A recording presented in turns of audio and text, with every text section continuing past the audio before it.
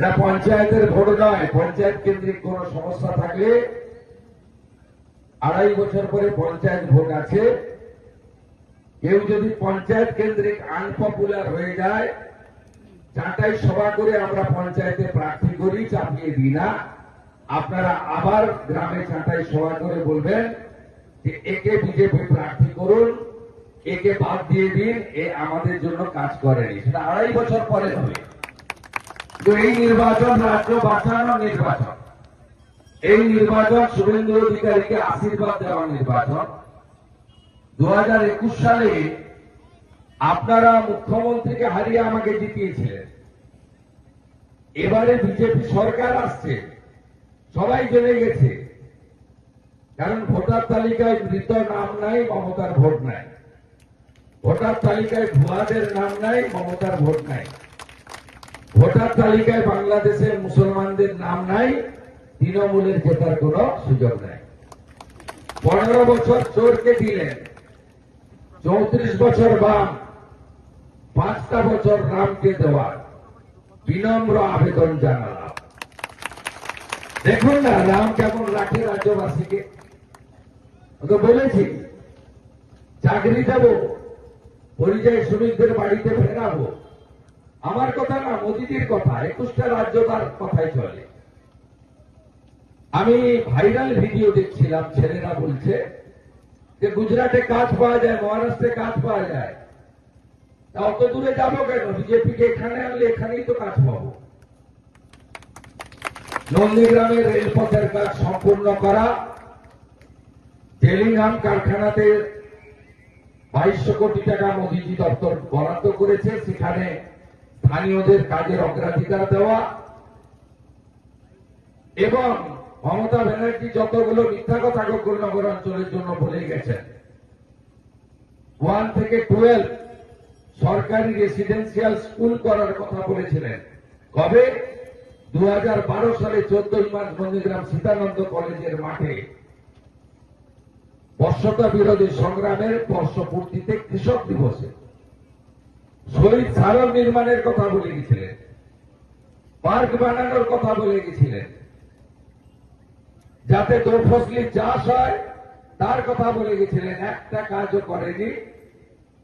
গত 5 বছর তার টাকা পাওয়া যায়নি। আমি যেটুকু সামান্য টাকা পেয়েছি এমএলএ 17টা অঞ্চল উন্নয়নতে পান্তা ফরয়, আমি সে টাকাতে উন্নয়ন করার চেষ্টা করেছি, বই ছাপিয়ে বলে দিয়েছি।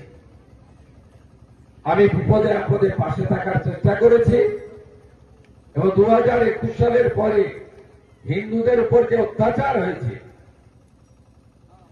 আমি পাশে দাঁড়া দেবব্রত মাইতির খুন, রথিবালা আড়ির খুন, তাদের বাড়ির লোকেরা যাতে মোটা কাপড়, মোটা ডাল ভাত খেয়ে বেঁচে থাকতে পারে তার ব্যবস্থাও আমি করেছি। প্রত্যেকটা হিন্দু আক্রান্ত হিন্দু।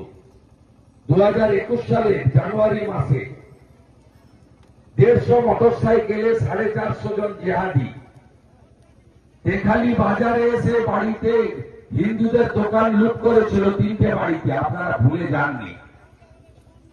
আমি আপনাদের বলবো, এই লড়াই কোন ব্যক্তির লড়াই নয়, এই লড়াই তুলসী মঞ্চের সম্মান। আমাদের হিন্দু বিবাহিত মহিলাদের শাখা পলা সিঁদুরের সম্মান, আমাদের তুলসী মালা, আচার মালা, আমাদের সংস্কৃতিকে রক্ষা করার লড়াই। 3000 টাকা মায়েদের অ্যাকাউন্টে ঢুকবে 1 জুন থেকে, বার্ধক্য ভাতা 2000 হবে, বেকাররা 3000 টাকা করে ভাতা পাবে যতক্ষণ না চাকরি পান। সরকারি স্কুলকে প্রাইভেট স্কুলের মতো তৈরি করবে ভারতীয় জনতা পার্টি। 3100 টাকা ধান কিনবে মাঠ থেকে।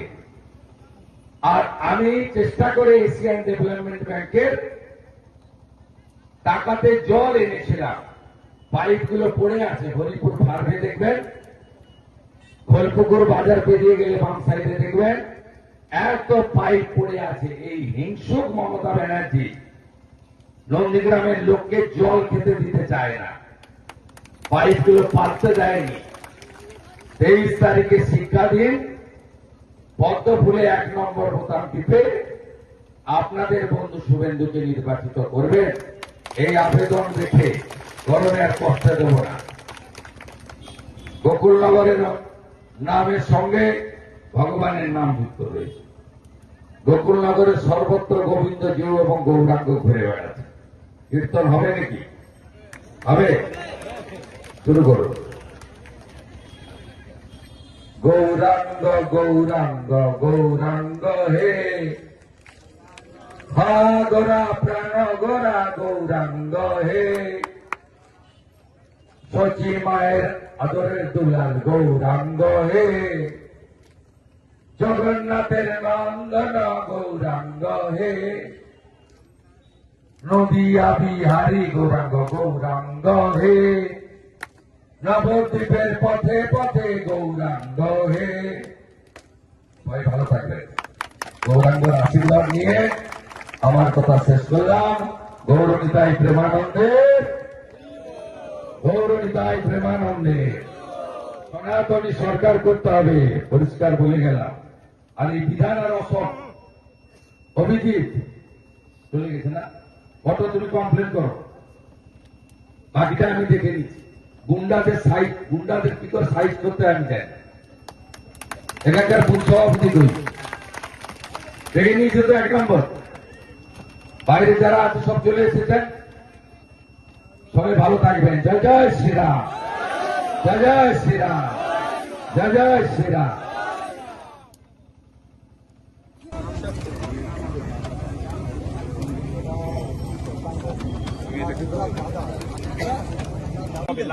ডিসি ভোট দেয়, ফিরাদ হাকিম হেরে যাবে, ফিরাদ হাকিম হেরে যাবে, সেই জন্য সব।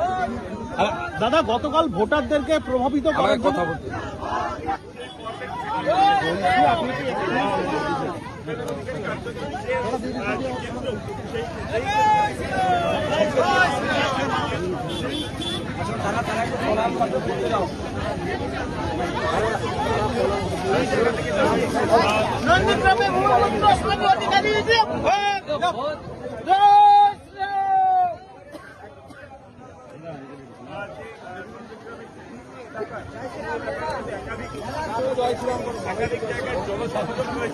এবং সেই জনসংযোগের মাধ্যমে কিন্তু যারা সাধারণ মানুষ, যারা কর্মীরা, তাদের সাথে কিন্তু একবারে কথা বলা, তাদের সাথে লাস্ট মিনিটে যে টিপস, সেই টিপস শেয়ার করা এবং তার পাশাপাশি মানুষের জনসংযোগ এবং মানুষের যে কনফিডেন্স, সেই কনফিডেন্স বিল্ড করার যে কাজ, সেই কাজ কিন্তু এই মুহূর্তে তিনি করছেন এবং সেখান থেকে দাঁড়িয়ে এই কর্মসূচি থেকে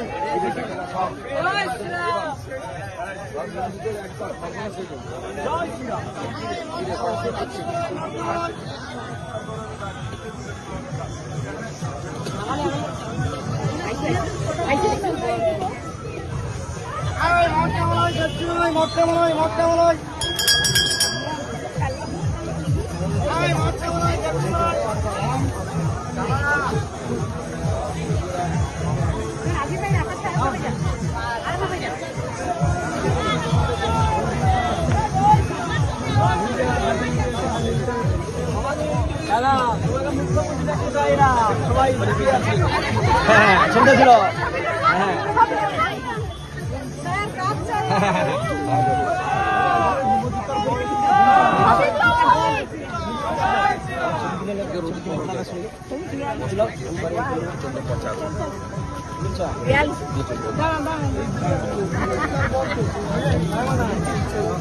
কেন ভিতরে কি শিবাজি মহারাজ কেমন লড়েছিল জানো না?